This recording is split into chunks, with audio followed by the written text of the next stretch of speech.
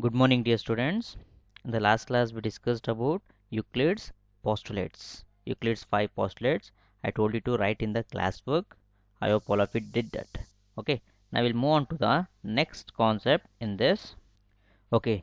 Look here. Here, in the theorem 5.1 states that two distinct lines cannot have more than one point in common. So two distinct lines cannot have more than one point in common. What do you mean by this? Suppose we'll take here two distinct lines, that is two different lines.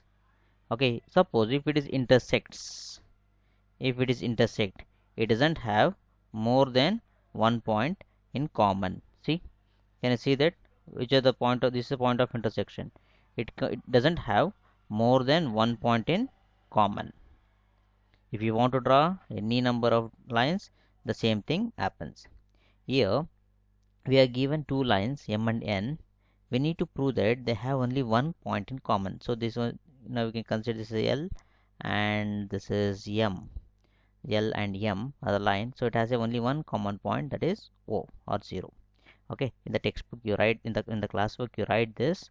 Okay, this theorem 5.1, and write this two distinct line, and also write this diagram. Okay, next we'll go for the exercise problems. Okay, here in the exercise first question, here I wrote here exercise 5.1, but actually in your textbook it is not 5.1, it is something like some other number is there. So don't worry about that exercise 5.1, just you write the exercise. I don't know what is the chapter name in the NCERT book, so it may be a third chapter or fourth chapter in your textbook. This is the NCERT textbook, so your state syllabus textbook. I mean, textbooks are same and everything is same, but only the chapters are shuffled from first to second, like that. Okay, don't worry about that. So now the first question, which of the following statements are true and which are false? Give the reason for your answer. Okay, so which of the following statements are true? So first question, the only one line can pass through a single point. Is it true? So only one line can pass through a single point. A single point we have, they're telling here, they're telling that we can pass only one line through it. See here, I'm passing a one line. Okay, even I can pass one more line here. Okay, even I can pass one more line here. Okay, even I can pass one more line. So I can pass infinitely many number of lines. So therefore this statement is not true, it is false. Okay, you should write the answer like this in your classwork. So false, infinite lines can pass through a point in different directions. Okay, if you want you can draw this diagram also, and you can label this L M N O, like that. Okay, okay, now you can draw like this. Okay, so next question. Okay, so next question, there are an infinite number of lines which passes through a two distinct point. So telling that second question, you need to tell whether it's a true or false. There are infinite number of line which passes through a two distinct point. Is it true? We'll check it. So there are infinite number of line which passes through a two distinct point. They're telling it is false. Why it is false? See here, there are infinite number of line which passes through a two distinct points. Here two, we have a 2 points. So you may say this is point A and this is point B. Okay, this is point A and point B. How many line can pass through this point? So it's only one line, so it's not more than one line. Can we pass more than one line to these 2 points which is touching two, which touching these 2 points? No. So therefore through the two distinct point only one line can pass. Okay, if you want you can draw the diagram and also write this in the classwork. Next question. So next question, a terminated line can be produced indefinitely on both the side. Is it possible? Okay, you can take this example only. This is a terminated line, or we can call this a line segment. So can we able to produce this indefinitely? We'll try it. Yes, we'll try it. So I'll start from this point, from the point B, and try to extend this. Yes, you can terminated point. This terminated we can extend in indefinitely. See here, it's going where it's going, it's crosses the what is that screen. Okay, like this the terminated line can be produced indefinitely. So therefore this statement is true. So I can write this sentence here: true, a terminated line or a line segment can be produced indefinitely. Next question. Okay, here, if two circles are equal, then the radii are equal. Is it true? If two circles are equal, then the radii are equal. Yes, obviously it is true. Why? Because if we draw a two circle of same radius, see here, two circle of same radius, same size. So then how it is equal? So it is equal by its radius. So therefore it is true.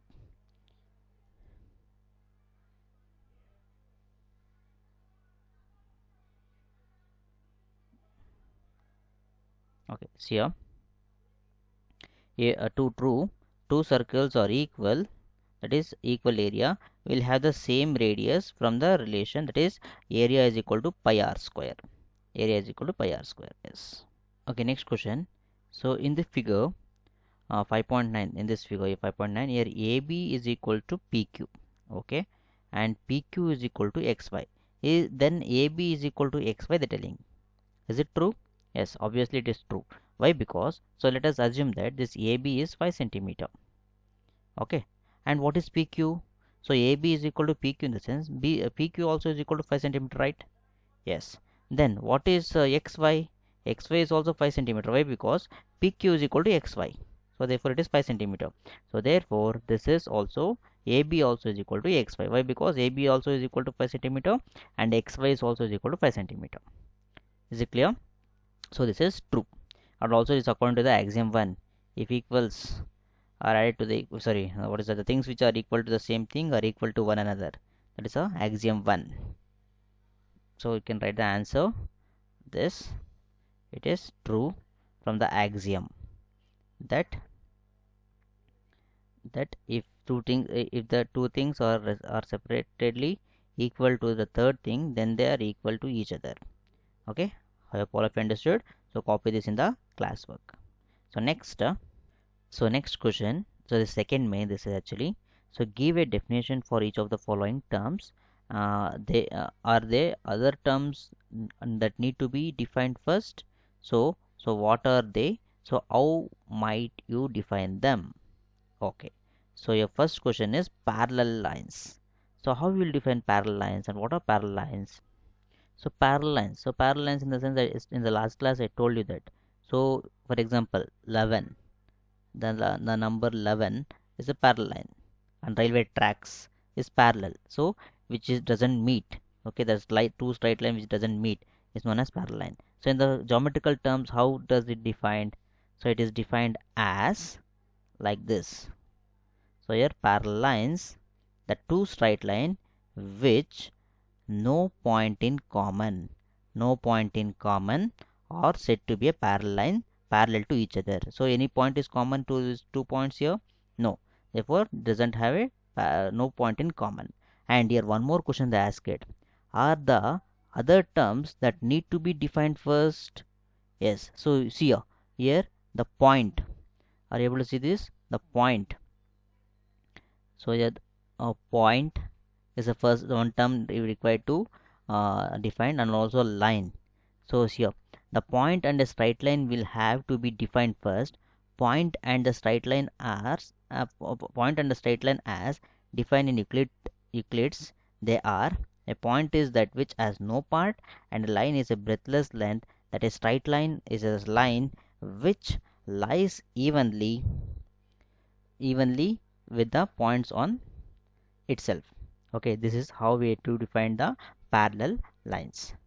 So next we'll define what is perpendicular lines. So we know that perpendicular lines is nothing but when two lines like this. So this is one straight line, on a one straight line is another straight line falls, it is a perpendicular line. So this is perpendicular. Okay, which measures exactly 90 degree. We'll see the actual definition of the perpendicular lines now. So perpendicular lines if one among two parallel lines is turned by 90 degree. So here this one, the two parallel lines were there right here. The two parallel lines is turned one among the 90 degree. So it is a perpendicular line. Perpendicular line, and each perpendicular to each other. Parallel lines that has been defined before rotation through 90 degree needs further defining. Rotation may be assumed as an initiative, therefore it cannot be used. Okay, so this you need to write in the classwork. Okay, so next question, what is that? Line segment. Line segment already we defined here, so once again we'll define.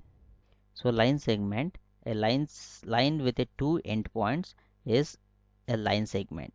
Line and point have been defined before, already we defined here. So you may see here the line and the point.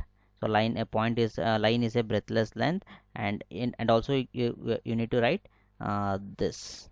After writing this statement, so write this.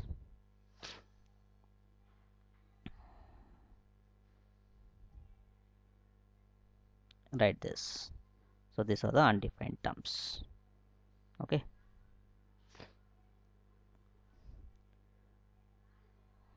Okay, so next question in this main is radius of a circle. So radius of a circle, you are all familiar with the radius of circle. What is radius of circle?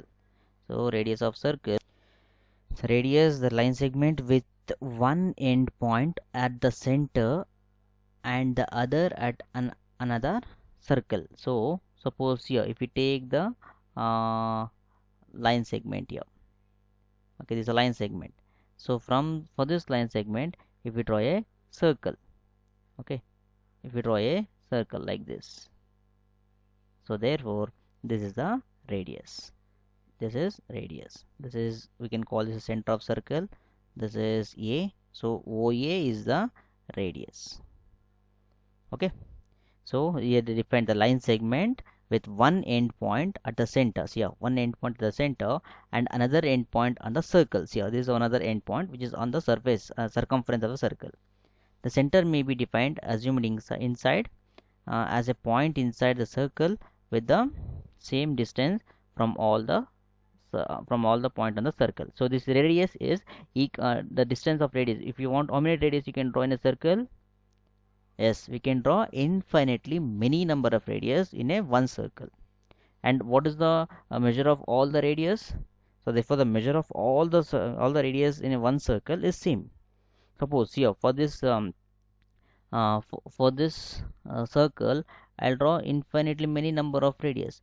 The measure of all the radius are same. If you want to draw 1000 radius for the circle, you can draw. Okay, next question is square. So what is square? So we know what is square. It's a geometrical figure. Okay, how can we define the geometrical figure? A geometrical figure which having all the side measures same and all the angles measures right angle 90 degree. Okay, so the square, so this is a square.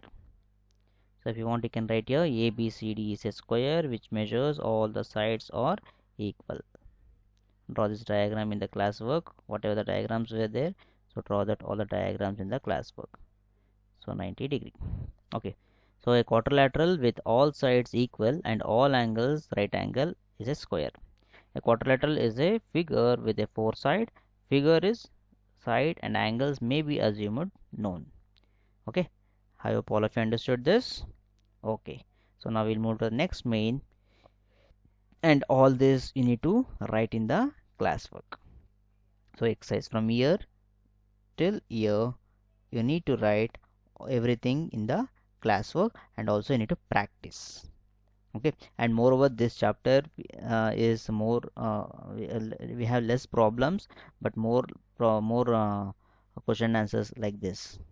More, we don't have much problems in this chapter, so we have that theoretical concept more compared to the other chapters. Okay. Okay, next question here. Consider two postulates. They gave here two postulates for us. Was first one, given any two distinct points A and B, there exists a third point C. Given any point, given any two distinct point A and B, two distinct point in the sense two different point A and B, there exists a third point C. there is a third point, one more point is there, C, which is in between A and B. Is this a one postulate? And next postulate is there exist at least 3 points that are not on the same line. This is second postulate. They gave these two postulates. So what we should do with these two postulates? They give here. Do these postulates contain any undefined terms? Just check here. Any undefined terms were here for us? Here point is there. See here line is there. These are all undefined terms in Euclid geometry. You know that. Um, any other there? Any other point? Other terms were there undefined? Point, two distinct, A and B. Okay, I think nothing. Okay, now next, uh, do this postulate contain any undefined terms? Yes, point and line. Are this postulate consistent? Consistent in the sense, is it valid? Is it correct? So it is, what is it? In the Kannada we can call this sthirate. Okay, so do they follow from Euclid's postulates? So this postulate is followed from Euclid postulate. So we need to explain this. Okay, so here the next what they give the solution for this is in this postulate 1. So given any two distinct points A and B, they telling, so here A and B remains as undefined terms, which appeals to our geometrical initiation. The postulates are consistent. These postulates are not inconsistent, it is consistent. Why? Because they do not contract each other. Both of these postulates do not follow from Euclid's postulate. However, they follow from the axioms given below. So first one. So given two distinct points, there is a unique line that passes through them. So here AB is a straight line. So there is an infinite number of points composing this line, isn't? So here, for suppose you want to draw a straight line, it contains infinite number of dots, that is points. See here? So you can take infinite number of points and you can make a straight line. See here, can you see this what I am doing here? So it's a straight line, right? So here infinite number of lines, infinite number of points were there. So there are infinite number of points composing this line. Choosing any except the two endpoints A and B, this point lies between A and B. So therefore the first one is consistent. You need to write this answer. So next, there exist at least 3 points that are not on the same line. Yes, if there are only 2 points, they can always be connected by a straight line from Euclid's postulate.